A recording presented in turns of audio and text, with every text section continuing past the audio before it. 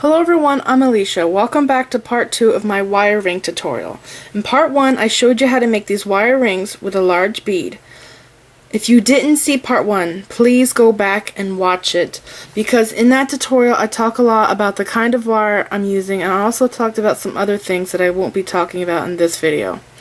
Now, if you can't find part 1, you can either go to my YouTube channel, Beadifulnights, or I'll leave a link to that video in the description bar below this video. So in this tutorial, I'm going to show you how to make the wire rings with buttons. And you can use any size button you want. You can use 4-hole buttons, 2-hole buttons. You can use shank buttons, which is a button with a loop in the bottom. And you can use one button, or you can stack them. I managed to do 3 buttons high. If you have a really giant button, you might be able to do 4 buttons high, but that's up to you on how big you want your ring to be. I get asked all the time, where do I get my buttons from? I've gotten most of my buttons from my grandmother, and the other place I get them from is thrift stores. The older the buttons are, the cooler they usually are. The vintage buttons are made of glass. A lot of them are. This is glass. This one here is vintage too. This is made out of glass, and this one's a shank button. This one's really old. This is a vintage rhinestone button, super sparkly. This is from my grandmother. The newer ones are made of plastic. This is a new button. These are plastic stones, they're not glass. This one here is a giant rhinestone. This is also a shank button. These here are shell buttons. This one's carved. I don't know how well you can see that. It's a floral print going all the way around. I also have coconut buttons, but they're in another box. So there are so many different kinds of buttons, and the older the buttons are, the cooler they're going to be. The older buttons are really unique. You'll find buttons like no other. Like this one here. This one's really old. That's a vintage button. So if you want some good buttons, go check out thrift stores. Usually I find them in gallon bags or jars, and if you can't find them in thrift stores, I think you can find them online. Here is the list of materials you're going to need.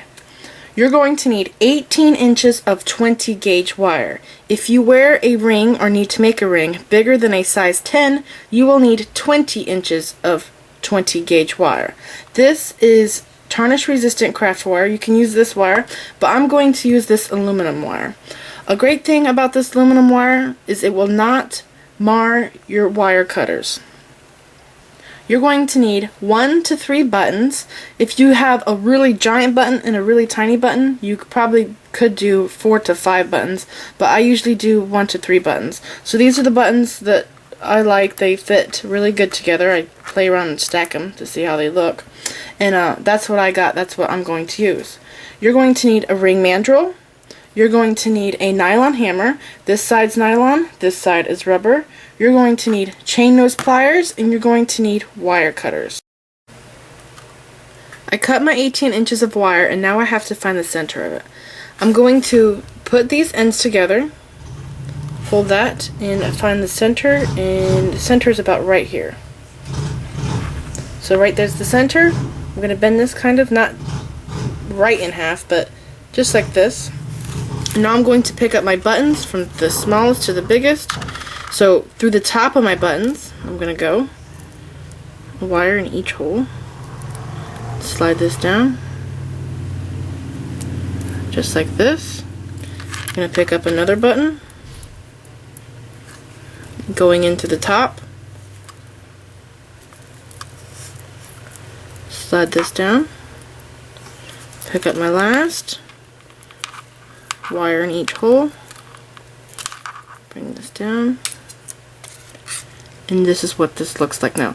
So I have to make sure that these buttons are slid all the way down as tight as they can go against my wire, and now I'm going to split the wires like this by bending them this way. So just like this. Now I'm going to use my ring mandrel. I need a size 8, so I'm going to make a size 9 because it's going to shrink when we're finished. So I'm going to make a 9 and it's going to shrink to a size 8. So I'm going to sit my buttons right here and wrap my one wire around. Then I'm going to wrap the other wire around.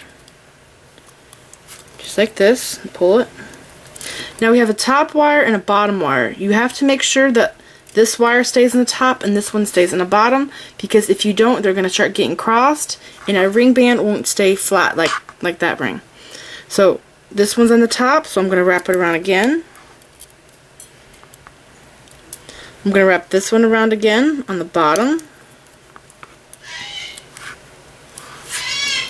I'm going to make sure that it stays where I need it to be, so right here's the 9. So I'm going to hold it with my thumb.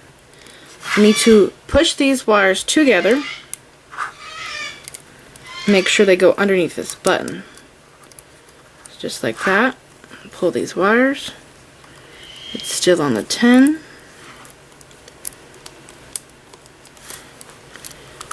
I'm going to make this wire go under the button there and make this wire go under the button. I'm going to push these wires together because you can see they're opening when I let go. Push them together. I'm going to get my pliers and pull the wire and try to get the wire to stack on itself. Pull it, make sure it's tight. Has to be tight so our ring band stays stacked. That side's stacked. This side is getting stacked. Okay. I'm going to pull it one more time. Make sure the buttons stay on this part that's dented. Okay, feels good. Now I'm going to go underneath the button. So this wire is coming this way. I'm going to go around the button like this. And I'm going to take this wire and go around this side of the button. So now this wire is going that way. This one's going this way. I'm going to put my thumb on top of the button and pull this wire. Pull this wire, make sure it's tight. I'm going to do another wrap. Wrap that one up, wrap this one this way. I'm going to pull again with my pliers. Make sure that this stays as far down as it can on the ring mandrel. Make sure this is tight. And if you look underneath, you can see why it needs to be tight. If it's not tight, those loops are going to be loose. They're going to be big loops and it's not going to look nice. So I'm going to wrap again, this way, pull this wire again to make it tight. I'm going to wrap again, pull it again. So I'm going to wrap one more time because I have kind of a lot of wire left, so just like this. So now I have about 1.5 inches on both sides, and now we're ready to do our wire loops on the side over here. But before I do that, I'm going to make sure that I have this really nice and tight. So I'm going to wrap this one straight and make this one go straight down to the bottom. So just like this. Now we're ready to make our wire loops. Now I'm going to wrap this wire around my ring band. So I'm going to pull this tight so you can see how nicely wrapped it is there. And I'm going to curve this. Don't bend it in half because it'll make it brittle. So curving it, going in this hole, I'm going to take my pliers and hold the wires like this so they are flat. Then I'm going to bend it around just like that. I'm going to go back through this hole. First I'm going to try to squish this.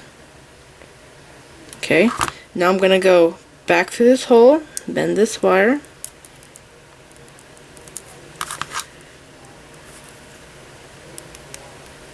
Okay, I'm going to slide it up closer to the next loop and pull this wire through.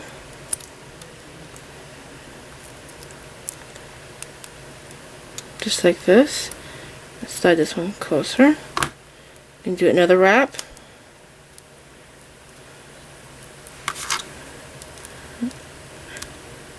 Squish this wire down. Pull this through. Once you start getting your wraps, make sure that you squish them so this band stays flat. Because if you squish these flat, it's going to stay flat. If you don't squish these wire flat, this band will not be flat. It's going to be round. So I'm going to go around again. Bend it again. And I think I'm probably going to use up all my wire for this because a lot of my wraps are hidden under my button. So I'm going to wrap it again. Flatten it. And then I'm going to wrap it another time.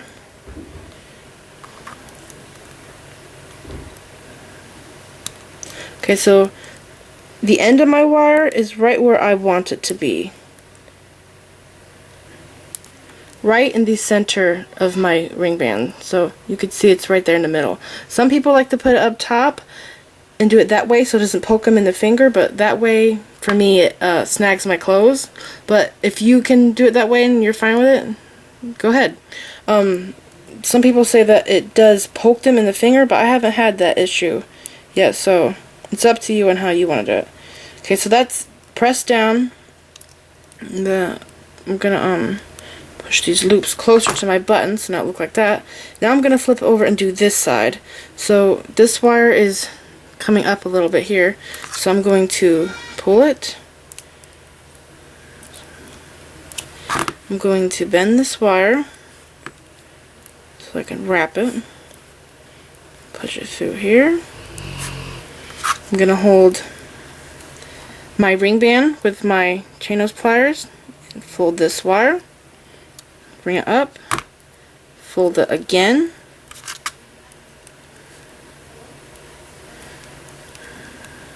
Squish this wire down.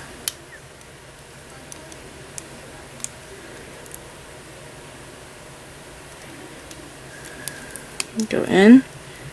Do another wrap. Wrap it again.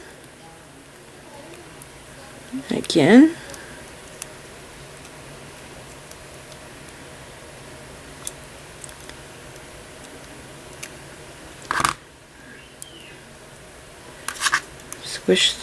Squish this wrap too. So every time I do a wrap, I flatten it.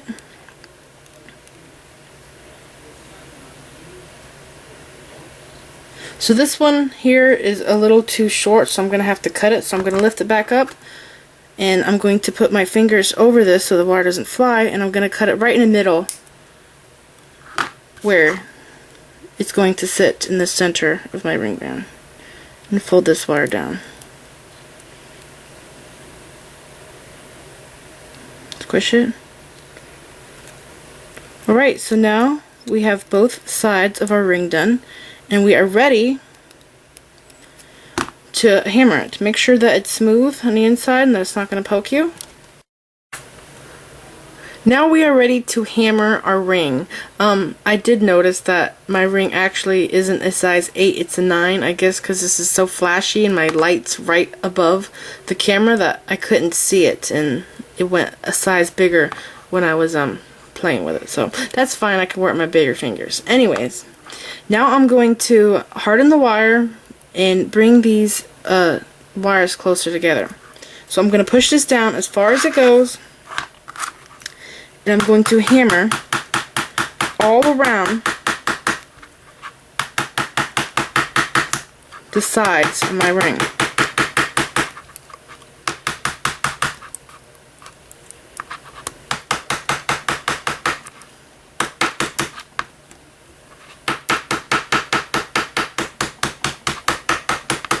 The nylon hammer really does harden the wire, but if you use a metal hammer, it's going to flatten the wire. So you want to make sure that you're using a nylon instead of a metal.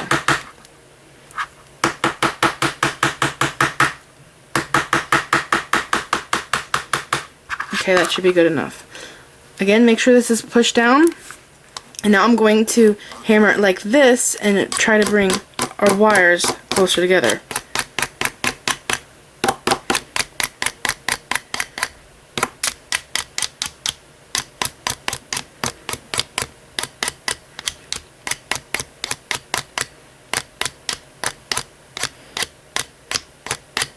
I'm going to flip it over. Oh my gosh, it's really stuck.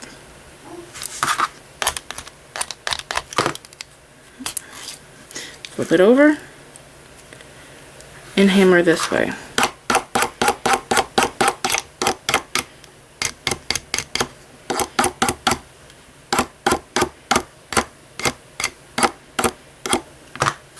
Okay, so now it's good, and I'm done hammering it. So now my ring band is really flat. So this was our button ring, and I did have too many loops on one side, so I went back and I opened it up with my pliers and I trimmed it to make it even on both sides. So some of you might think that this aluminum wire is too soft to use for these rings, but it's pretty good stuff. I'm going to show you how hard it is to bend one of these. It's pretty hard to bend. The nylon hammer really made it hard, so these rings are going to last a long time, and they're aluminum, so they shouldn't tarnish. So this was part 2 of my wire ring tutorials. In part 1 I showed you how to make the ring with a large bead, and part 2 I showed you how to make the wire ring with buttons. So please like this video, leave me a comment, subscribe if you want to see more videos, and follow me on Facebook. Thanks for watching.